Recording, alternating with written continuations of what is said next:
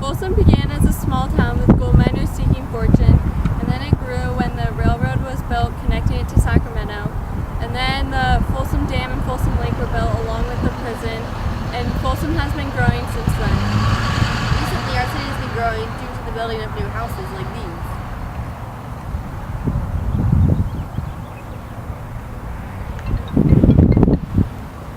Want to know why Folsom felt the need to keep expanding, especially in these water crisis, and what the environmental impacts are.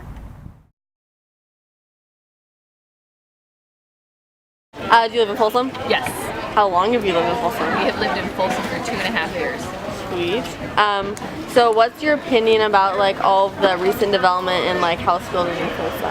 I think that the city council is doing a really good job of being intentional about the planning process and the building process. And so I think the pace at which new developments are coming into town is a good pace, and I think it's a good fit for the community and the demographics of the community. And then can you think of any environmental effects that would have? I think that anytime you build, there's going to be environmental impacts, but I think if you do not build, if you just leave a community stagnant, there's also environmental impacts. So I think like the south of 50 development, right now that's just pasture land. And I think, again, that the city council is going to be intentional about the environmental impact that that's going to have, and whether it's going to be a positive impact or a negative impact is something that's being taken. Okay, do you live in Folsom? I used to live in Folsom, spent about 1.5 years here, really like it, it's a beautiful town. And right now we live in a new development in Rancho Cordova called Cavala Ranch. And would have preferred to live in Folsom, but my husband wanted to live in the new development, so that's why we're there. Okay. And what's your opinion on like new housing and new developments moving in areas like Folsom? Well, from what I understand, the new development's going to go in on the other side of the 50 freeway, and it's such a beautiful area. It kind of would be a shame, you know, because when we come to Folsom now, we go through the back way. And come into the back way, you see all the open spaces and the beautiful oak trees when you turn on Prairie City, and it would really be a shame unless they preserve a lot of those trees, because it is really beautiful, especially when the cows are grazing and stuff. Yeah. And can you think of any environmental impacts that building those things would have?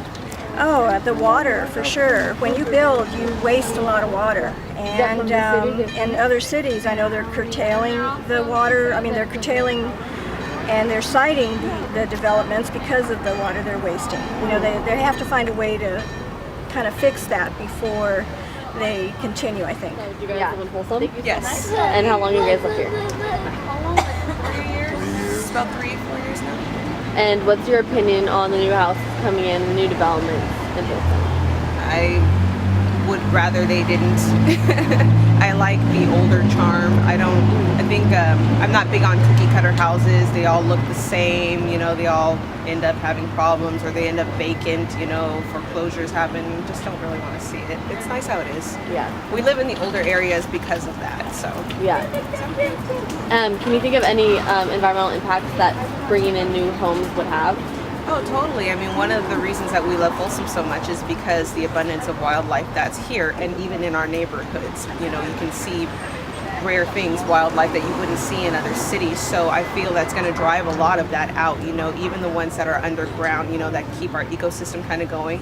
It's really going to drive a lot of that out, and we need that, especially with all the wildlife, the forestry that we have here, the water and everything. How long have you lived in Folsom?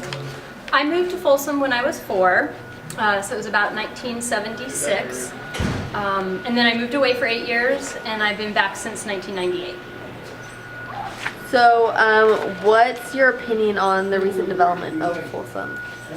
I've seen Folsom go from about 7,000 to whatever we are now, 72,000. And so there's a lot of benefits, I guess, to the growth. Convenience for sure. When I was young, there were no like real stores. If you wanted to buy anything of substance, you had to go out to Sunrise Mall. So in that respect, it's nice, but it's gotten crowded. I mean, getting down to Spidwell is awful. The traffic is a lot worse than it ever was when I was a kid.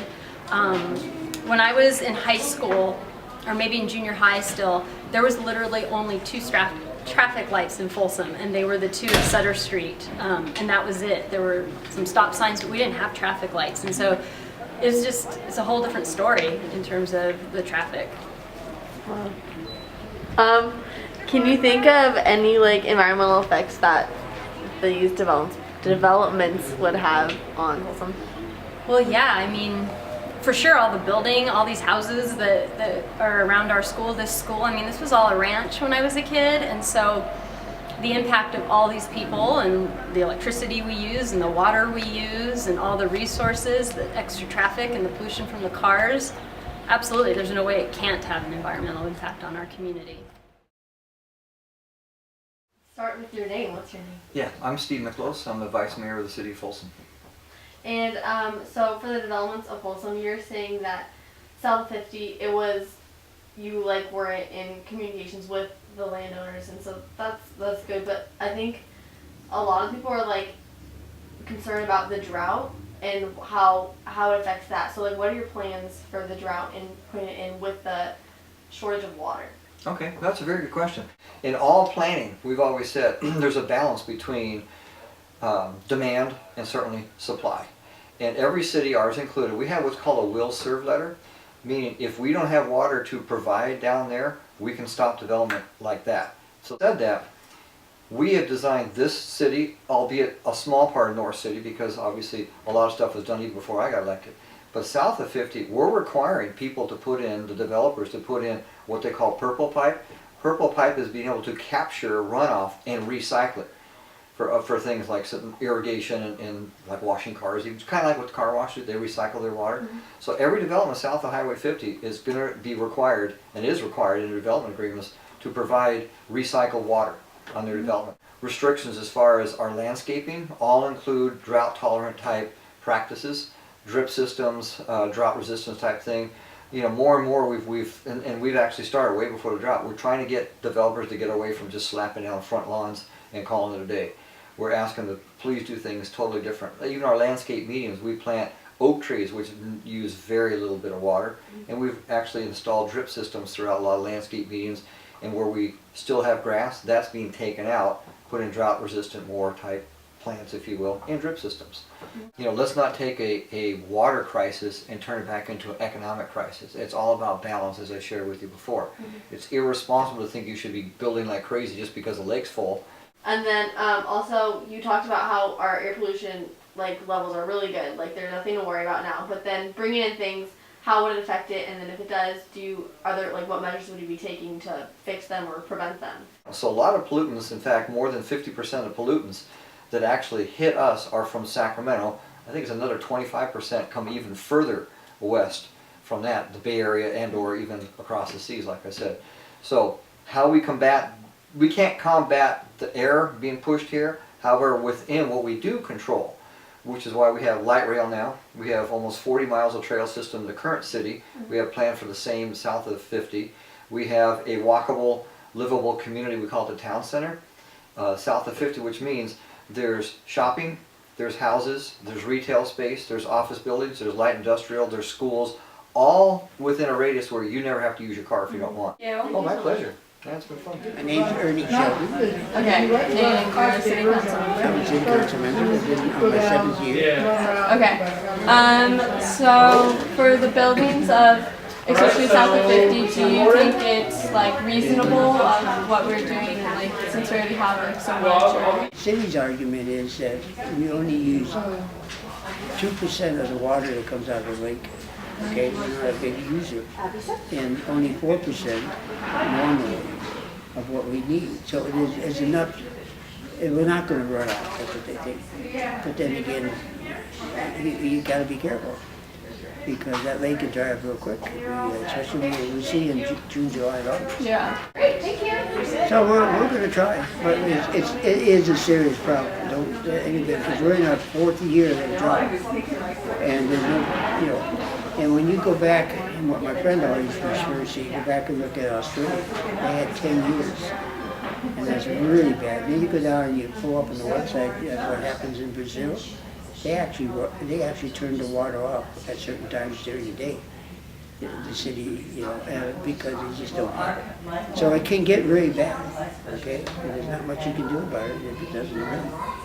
My personal reaction is and I probably voted against the proposition back in 7 years ago, 8 years ago when we did it, only because the argument then was we have to protect our borders.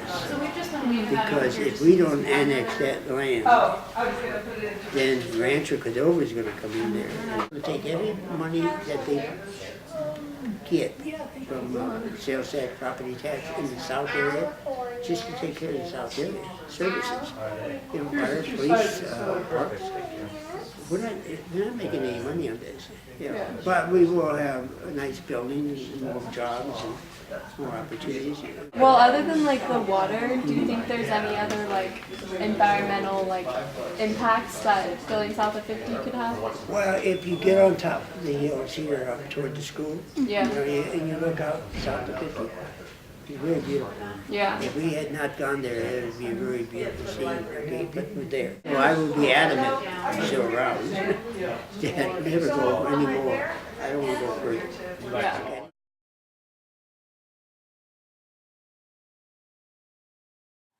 The current population of Folsom is about 75,000 people. About 10,000 homes are planned to be built, which will bring in 30,000 more people. All of these incoming homes and people will have impacts on the environment. The increase in people would cause an increase in the demand on agriculture. This would increase the demand for water in a state with not much water to get. It could also cause our air pollution to rise. Despite Miklos' town center proposal, people still may need to commute to work or areas not in the immediate vicinity. More people means more cars and more pollution, and because of its geographic location, Folsom is the perfect place for pollution. The construction, which will be done over a period of 30 years, will cause sediment and particulate pollution. Particulate matter is a respiratory irritant, especially for those with asthma. It also affects plants and their ability to perform photosynthesis. Sediment pollution can alter water flow and destroy habitats. With over 30 years of construction, the pollution may become a problem. The open land in Folsom is aesthetically pleasing and serves as a habitat for the wildlife here. Developing on the open land would both degrade the aesthetics of Folsom and take away the habitats of the animals. By more people moving to Folsom, more water will be used. The building of homes also requires large amounts of water. Both of these factors will strain our current water quantity and cause water levels to drop, especially during the fourth year of a drought.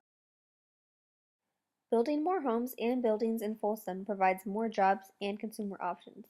The economy then improves because of those two factors. More people move to Folsom from homes and jobs being available. The economy will continue to improve, and as a result, more buildings and homes will be built. A positive feedback occurs from more homes, creating a better economy, and a better economy spurs development.